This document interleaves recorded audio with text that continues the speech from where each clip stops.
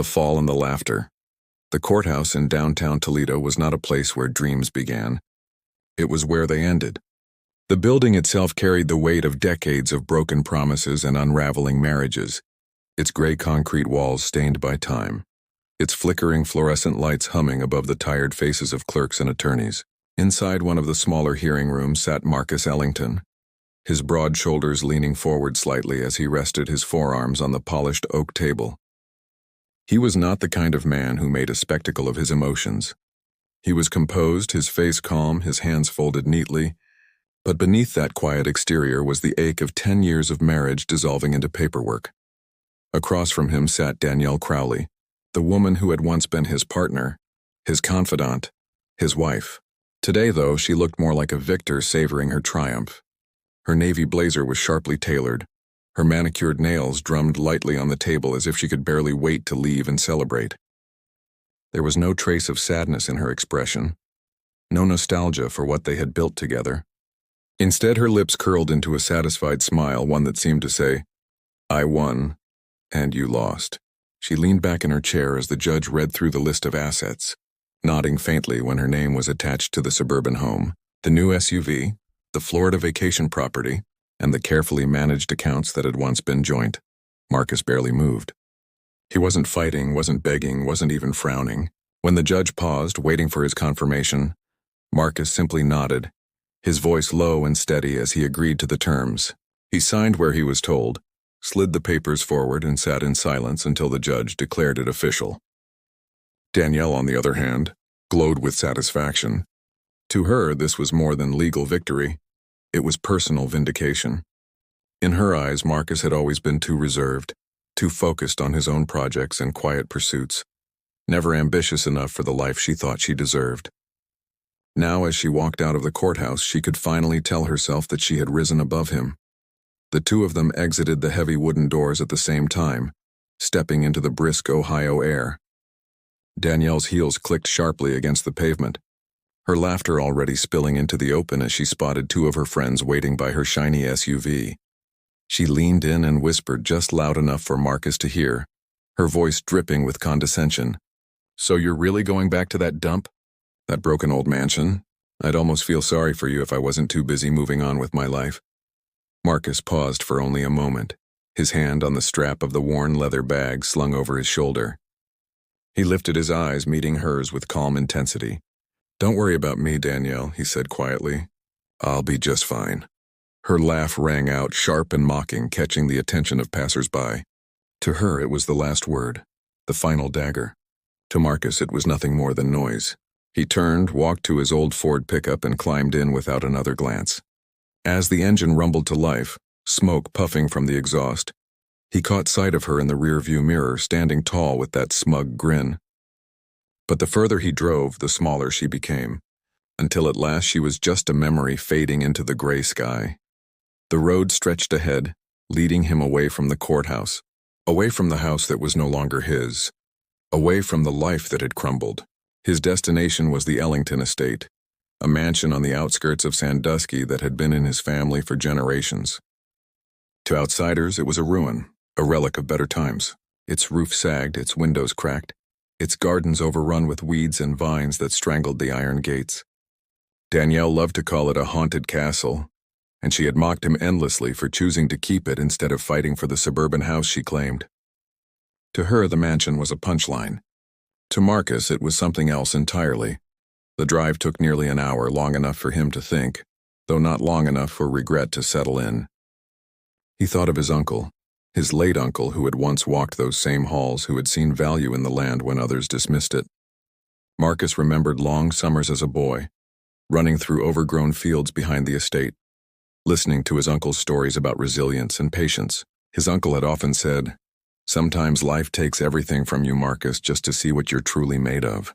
That house will always be in our blood. One day you'll understand what it means to start over." As the truck bounced down the gravel driveway, weeds brushing against the sides, Marcus caught his first glimpse of the mansion in years. The sight was both sobering and inspiring. The stone walls, once proud and strong, were streaked with age. Ivy crawled across the surface like scars, and one of the towers leaned slightly as if bowing under the weight of time. The grand front doors, heavy oak with iron hinges, were dulled by neglect. But in its decay, Marcus saw not failure but potential. He parked, stepped out, and stood for a long moment at the foot of the front steps. The air smelled of damp earth and forgotten history. Somewhere inside, the floors creaked as the wind pressed against the shutters. Marcus ran his hand across the iron railing, feeling the rust flake beneath his touch. Most people would have turned away, would have sold the place for scraps of land value, would have cursed it as a burden. But Marcus was not most people. He pulled the old keys from his pocket, the same keys his uncle had once given him, and unlocked the door. The hinges groaned, the wood shuddered, and a cloud of dust billowed into the air. He stepped inside, his boots echoing on the cracked marble floor of the grand foyer. Above him hung a chandelier, its crystals dull and webbed, its frame swaying slightly as if startled awake. Sunlight slipped in through broken windows, painting the room in stripes of gold and shadow. Marcus set down his bag and let out a long breath. "Well," he muttered to himself, "let's see what we can do with this." That night, Marcus slept on the floor of what had once been the library, wrapped in a blanket from his truck. The wind whispered through the broken panes, and somewhere in the distance a raccoon scurried across the rafters. But Marcus did not feel despair. For the first time in years, he felt something closer to freedom. He had lost almost everything, but he still had the keys to a place that carried his family's legacy, and deep inside, he knew Danielle's laughter would not echo forever. Because what Danielle did not know, what she could never have guessed, was that Marcus Ellington carried with him not just determination, but a secret, an inheritance carefully hidden, investments and trusts set aside by his uncle, worth far more than she could imagine. He would never flaunt it, never waste it on revenge or vanity. Instead, he would use it to rebuild, not just the mansion, but himself. And as the night settled in around him, Marcus closed his eyes and whispered words Danielle would never hear. "This is not the end. This is the beginning." The mansion's secrets. The morning light crept through the cracked windows of the Ellington mansion, spilling across the dusty wooden floorboards and stirring Marcus awake. He sat up slowly, stretching the stiffness out of his back after a night spent on the floor of the library. The blanket that had shielded him from the cold slipped from his shoulders, and for a brief moment, he simply sat there, surrounded by silence. Dust motes floated lazily in the beams of light, as though the house itself was breathing again after years of slumber. Marcus rubbed his eyes and stood, his boots crunching against fragments of plaster that had fallen from the ceiling. It would have been easy to look around and feel defeated. The mansion was more ruin than home. The once grand fireplace was filled with cobwebs, the marble mantel chipped, the bookshelves bare except for a few weathered tomes left behind by time. The wallpaper curled at the edges, stained from years of leaks that had gone unpatched. The air smelled faintly of mildew and forgotten wood. Yet Marcus didn't see only the decay. He saw history embedded in the walls, strength in the stone, and promise in every room. It was broken, yes, but it was not beyond saving. He spent the first hours of the day walking through the house room by room, opening doors that hadn't been touched in years. Each room told its own story.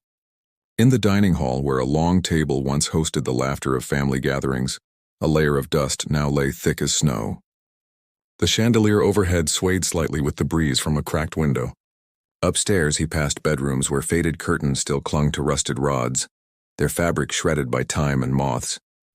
In one corner room, he found an old rocking chair by the window, its wood polished smooth by years of use.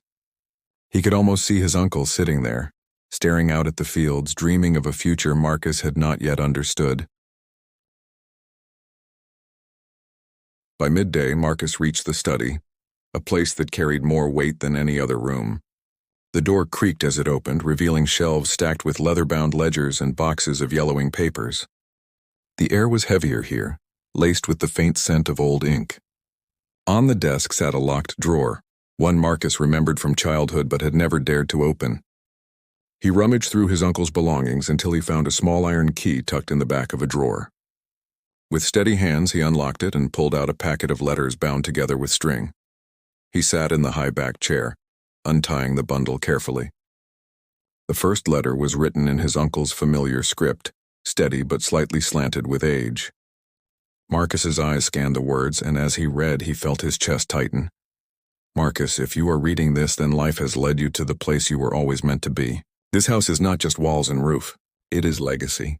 It is soil watered with sacrifice, stone laid with endurance, and halls that whisper our family's story. I have placed in your name investments and trusts, worth more than you might imagine. They will not only secure your future, but allow you to rebuild what others dismiss as broken. But remember, money is only a tool. This mansion will test you. It will ask you who you truly are when all the comforts are gone. Use what you have been given not for revenge, but for purpose. Build something that lasts beyond yourself.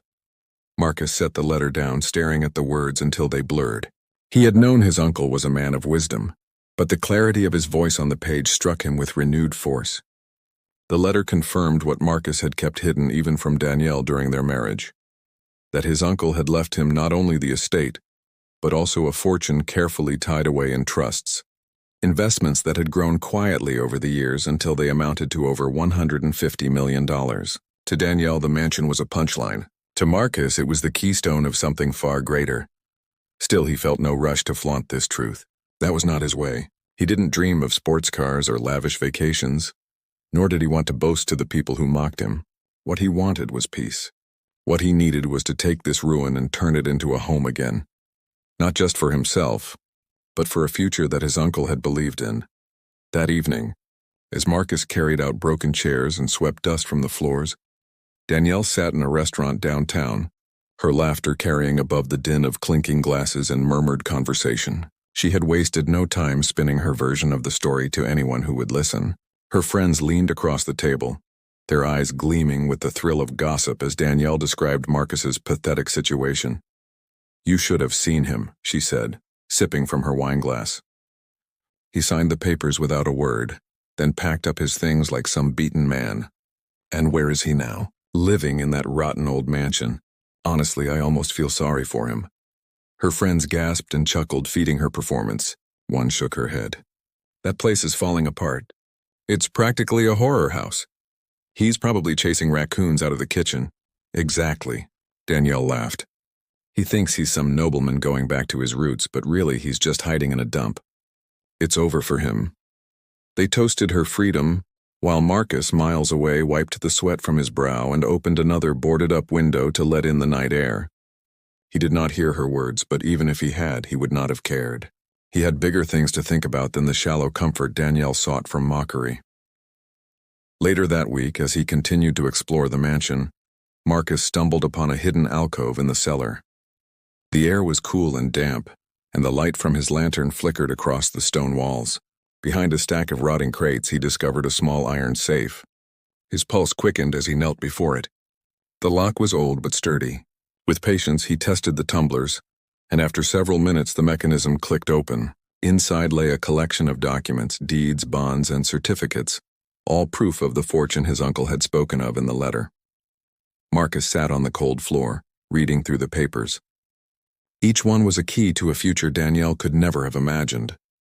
He smiled faintly, not out of greed, but from the certainty that he was exactly where he needed to be. He closed the safe, tucked the key into his pocket, and whispered to himself, "This is not for showing off. This is for building." The days turned into weeks, and Marcus's life settled into a rhythm. He woke early, brewed coffee on an old camping stove, and worked through the house one section at a time. He repaired broken steps, cleared fallen beams, and swept years of dust from the floors. At night, he sat by lantern light in the study, reading his uncle's letters again and again, finding new meaning in the words each time. Meanwhile, Danielle's gossip spread like wildfire through her circles. To her, Marcus was a story to tell at brunch, a cautionary tale of what happened when a man failed to keep up. But she never considered that stories have a way of changing, that truths hidden in silence can rise when least expected. And while she laughed, Marcus was laying the foundation of something that would one day silence every smirk, not with bitterness, but with quiet strength. The quiet rebuild, the days that followed, became a rhythm of quiet labor, the kind of work that wore down the body but built up the spirit. Marcus rose each morning with the sun, the air crisp against his skin as he stepped out into the wild garden that stretched behind the mansion. The once proud grounds were now a tangle of weeds and thorns, vines climbing over the broken fountain, saplings growing through cracks in the stone pathways. Most would have called it hopeless, but Marcus saw possibility in the chaos. He rolled up his sleeves, gripped the worn handle of an old axe he found in the cellar, and began clearing. One branch, one log, one thorn at a time. It was grueling, lonely work. His hands blistered, his back ached, and his clothes carried the scent of earth and sweat. But as the days turned into weeks, small victories began to reveal themselves. A patch of pathway uncovered here, a section of crumbling wall repaired there, a window washed until light poured into a room that had been dark for years. Each improvement, no matter how small, reminded Marcus that rebuilding was not about speed, but about persistence. Every time he stood back and looked at what he had cleared, he felt a flicker of something he had not felt in years. Pride. Not pride in possessions, but in effort, in resilience, in the choice to keep going when it would have been easier to quit. Word of Marcus's return to the old mansion spread quietly through the nearby town. The Ellington name carried history in Sandusky, and though the mansion had fallen into ruin, locals still remembered when it had been a symbol of wealth and stability. Now, whispers drifted through diners and barbershops about the man who had chosen to live among the ruins rather than walk away. Some called him foolish, others admired his determination. A few older residents spoke fondly of his uncle and hoped Marcus might bring new life to the estate. One afternoon, while Marcus was repairing the broken steps of the front porch, a man in his 60s appeared at the gate. He wore a cap pulled low against the sun and leaned on a cane, but his eyes were sharp. "You must be Marcus," he said, his voice rough with age. Marcus nodded, wiping sweat from his brow. "That's me." The man introduced himself as Richard Hayes, the caretaker who had once worked under Marcus's uncle.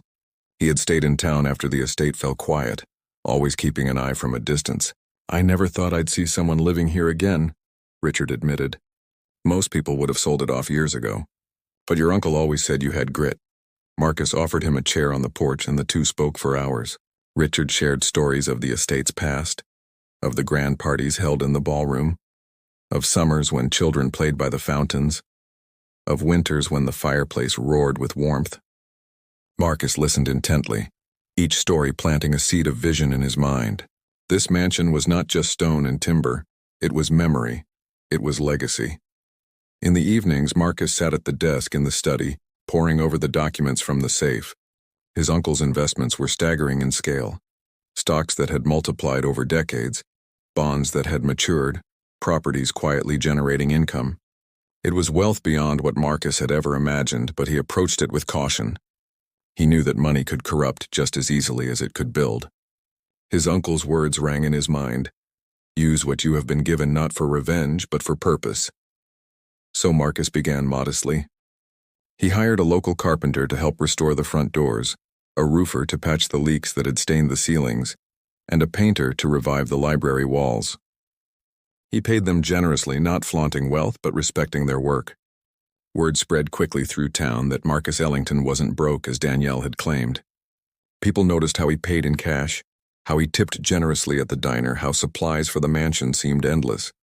Curiosity grew, though Marcus never confirmed or denied the rumors. He simply smiled, thanked people for their help, and kept working. Meanwhile, Danielle was still basking in her so-called victory. She hosted brunches at her newly decorated suburban home, entertained friends with stories of Marcus rotting in that dump, and flaunted her SUV and designer clothes on every possible occasion.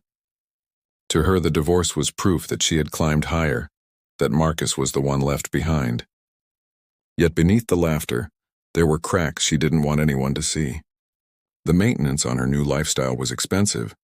Her circle of friends often laughed with her but whispered behind her back, and her new relationship lacked the stability she once took for granted with Marcus. Still, she masked her doubts with more stories about him, never realizing that the truth was beginning to shift. By autumn, the mansion was no longer the wreck it had been when Marcus arrived. The garden, though far from pristine, had paths cleared enough to reveal the bones of its old beauty. The ballroom windows gleamed with new glass, and the front porch no longer sagged underfoot. Locals who passed by slowed their cars, some stopping to offer encouragement. Children peered through the gates, curious about the man who was bringing life back to the haunted castle.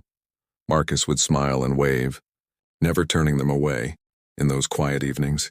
When the work was done and the sky burned orange with sunset, Marcus would sit on the repaired steps of the porch sipping coffee from a chipped mug.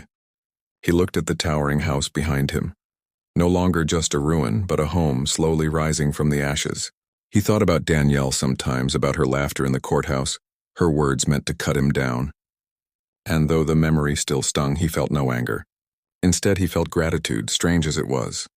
Her laughter had pushed him to return here, to rediscover himself, to embrace the challenge that was making him stronger. What Danielle saw as failure was becoming his greatest victory. And though she continued to gossip in her circles, spinning tales of his downfall, it was only a matter of time before she and everyone else would learn the truth, that Marcus Ellington was not a man broken by loss, but a man quietly rebuilding a life stronger than anything he had before. The turning point autumn gave way to winter, and with it came a biting cold that wrapped the old mansion in silence. Snow blanketed the grounds, covering the weeds and broken stones in a layer of white that almost made the estate look regal again. Marcus would wake early, his breath visible in the frigid air, and set about his work despite the chill. Each task felt monumental: chopping firewood to heat the library fireplace, sealing the cracks in the walls to keep the drafts at bay, carrying supplies through snowdrifts that reached his knees. Yet with every challenge, he felt his resolve grow stronger. The house was beginning to resemble more of a home than a ruin. But it wasn't just the mansion that was changing. Marcus himself was transforming. His body grew leaner, hardened by the labor. His hands were rough, his back sore, but his mind was sharper than ever. He found clarity in the silence of the estate, in the steady rhythm of rebuilding, in the satisfaction of seeing progress where once there was only decay. And more than that, he began to think of how he could extend that sense of rebuilding beyond himself. It started small. One day, while stopping in town to pick up supplies, Marcus overheard a conversation at the diner. The town library's roof was leaking, and they didn't have the funds to repair it. Children had been huddling in the cold during after-school programs, their books dampened by water seeping through the ceiling. Marcus said nothing in the moment, but that night he sat at the study desk staring at his uncle's letters. His fortune could remain a silent safety net, but what good was wealth if it sat unused while others struggled? The next morning, Marcus visited the library under the guise of curiosity. He spoke with the librarian, listened to her concerns, and within a week a roofing crew arrived. The town didn't know who had paid for it, only that the work had been covered in full by an anonymous benefactor. From there, it grew. Marcus began funding scholarships quietly for local students, slipping envelopes through school doors with tuition checks signed only "a friend." He purchased equipment for the town's struggling firehouse, restored the playground where rusted swings had long sat idle, and donated supplies to the food pantry. Each time he remained in the background, letting others take the credit, content to know that lives were being changed even if no one tied it to him. But whispers began to circulate, whispers that somehow Marcus Ellington, the man everyone thought had nothing, seemed to have his hands in every good thing happening in town. Meanwhile, his mansion was blossoming. The once dark ballroom now shone with chandeliers polished to brilliance, its hardwood floors restored to a golden glow. The gardens, once strangled by weeds, revealed their old beauty as fountains were repaired and paths were cleared. The study had been fully restored, its walls lined once again with books, its desk polished until it gleamed. Marcus opened the mansion's doors for the first time in years, inviting the community to use the ballroom for a holiday charity event. Children who had only heard stories of the haunted castle now ran through its halls with wide eyes, their laughter echoing where silence had once reigned. Parents looked around in awe, many whispering to one another that Marcus had accomplished the impossible. News of the event reached Danielle sooner than Marcus expected. She was sipping champagne at a holiday party hosted by one of her new socialite friends when a guest mentioned the incredible transformation happening at the Ellington mansion. Danielle laughed sharply, brushing it off as nonsense. Marcus, transforming anything? Please, he's probably living with raccoons and pretending it's progress.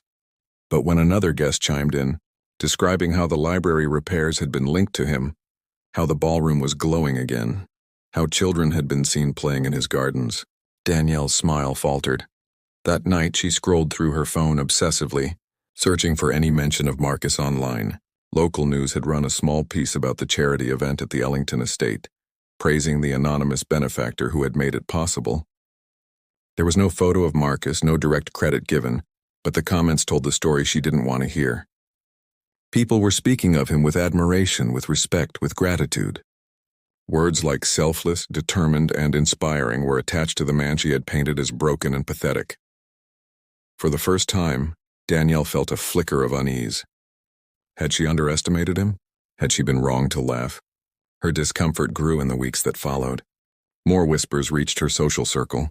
Rumors of Marcus funding projects, of Marcus hiring local craftsmen, of Marcus quietly giving to those in need. She tried to laugh it off, but the laughter didn't come as easily anymore. It was no longer a punchline when people mentioned his name. It was admiration. And each time someone spoke well of him, Danielle felt a knot tighten in her chest. By spring, Marcus's work had expanded further. He opened the mansion's gardens to host a community festival, bringing together vendors, artists, and families. The event drew hundreds, filling the once abandoned estate with life and joy. Standing at the edge of the crowd, Marcus watched with quiet satisfaction as children chased each other through the fountains, couples danced in the ballroom, and neighbors came together in celebration. He had no need for recognition. The sight of the community thriving was reward enough. But fate has a way of bringing truths to light. One morning, Danielle came across a headline in the local paper that froze her in place. The article detailed the existence of the Ellington family trusts, describing how the late uncle had left behind investments worth over $150 million. The funds had been tied to Marcus, though he had never once flaunted or spoken of them publicly. The piece praised his humility, noting that despite such wealth, he had chosen to live simply and rebuild the family estate rather than chase luxury. Danielle's hands trembled as she read the words, her wine glass untouched on the table beside her. She had laughed at him, mocked him, told everyone he was a failure. And all the while, he had been a man of immense fortune, using his wealth not for himself but for others. The realization struck her like a blow. For the first time since their divorce, Danielle felt the sting of regret. The revelation and redemption spring rolled into summer, and the Ellington mansion stood transformed. Where once it had been nothing more than a skeleton of a house covered in vines and shadowed by neglect, it now rose with dignity once again. The gardens bloomed in vibrant color, roses climbing gracefully over stone arches, fountains flowing with crystal water, and trimmed hedges leading to paths that shimmered with lantern light at night. The ballroom, once dark and cracked with decay, now glowed with chandeliers, polished marble floors, and music that carried through open windows during community gatherings. What had once been a haunted ruin was now the beating heart of the town, a place where laughter replaced silence and celebration overcame decay. Marcus Ellington stood at the center of it all, though not as a man who demanded admiration. He moved quietly among the people who now filled the mansion's grounds, shaking hands, offering smiles, and listening far more than he spoke. To those who approached him, he was not the image of wealth or power but of humility, a man who carried himself with quiet dignity, whose presence reminded them that strength was not measured in possessions, but in perseverance. Many knew by now of his inheritance, but what struck them most was how little he flaunted it. He had not purchased luxury cars or flaunted designer clothes. He wore the same worn boots, the same rolled-up sleeves, and worked alongside the very craftsmen he hired. His wealth had built more for others than for himself, and that truth carried weight in a way no display of riches ever could. For Danielle Crowley, the sight of the restored mansion became an obsession she could not escape. Every mention of Marcus in her social circle cut at her pride like a blade. People no longer laughed at her jokes about him. Instead, they spoke with admiration, comparing his strength and generosity against her shallow cruelty. Invitations she once received easily began to thin, and even her closest friends seemed less eager to echo her laughter. One evening, while staring at her reflection in the mirror of her suburban home, Danielle saw not the confident woman she had tried to project, but a figure burdened by emptiness. The designer clothes, the expensive car, the vacations, they all felt hollow now that she realized the man she had mocked was living with more purpose than she had ever known. The breaking point came when Danielle was invited reluctantly to a charity gala hosted at the Ellington estate. The invitation itself felt like a dagger of irony. but curiosity burned within her. She had told herself for months that Marcus was a fool, that his mansion was nothing more than a facade, but deep down she knew she needed to see it for herself. On the night of the event, she arrived in a sleek black dress, her hair styled perfectly, her jewelry glittering under the evening lights. She stepped from her car expecting to feel superior, but the moment her eyes lifted to the mansion, her confidence faltered. The house she once called a dump stood majestic, its windows glowing warmly, music drifting into the night air. Guests moved gracefully across the grounds, laughter and conversation mingling under the stars. Lanterns lit the paths, guiding visitors into gardens alive with color. Danielle's breath caught in her throat. It was nothing like the ruin she had imagined Marcus wasting away in. It was alive, vibrant, magnificent. Inside the ballroom, she spotted him. Marcus stood by the grand staircase, speaking with an elderly couple, his expression calm, his posture strong. He wore a simple suit, nothing extravagant, but the respect around him was undeniable. People gravitated toward him, eager for his words, his approval, his presence. Danielle felt her chest tighten. She remembered the day at the courthouse, the way she had laughed as he walked away with nothing but the mansion. She remembered calling him pathetic, telling friends he would rot alone.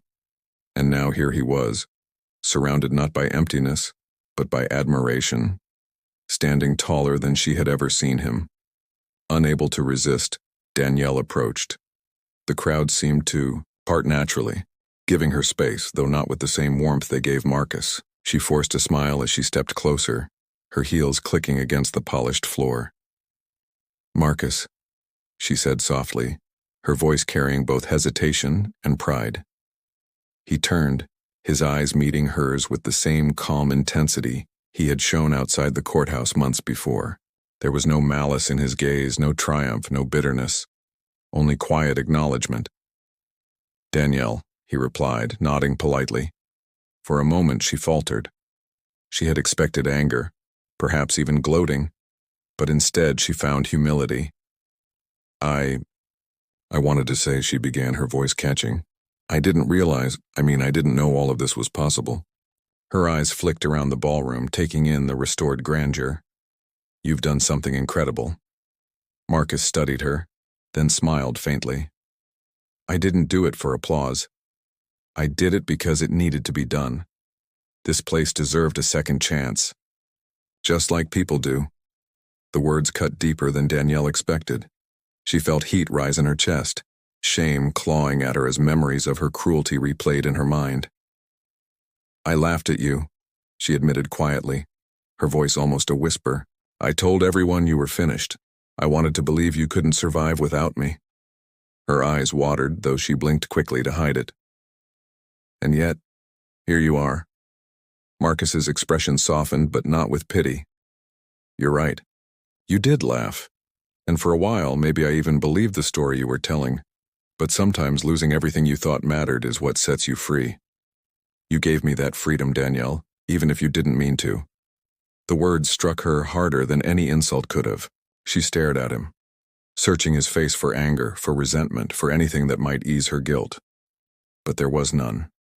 There was only peace.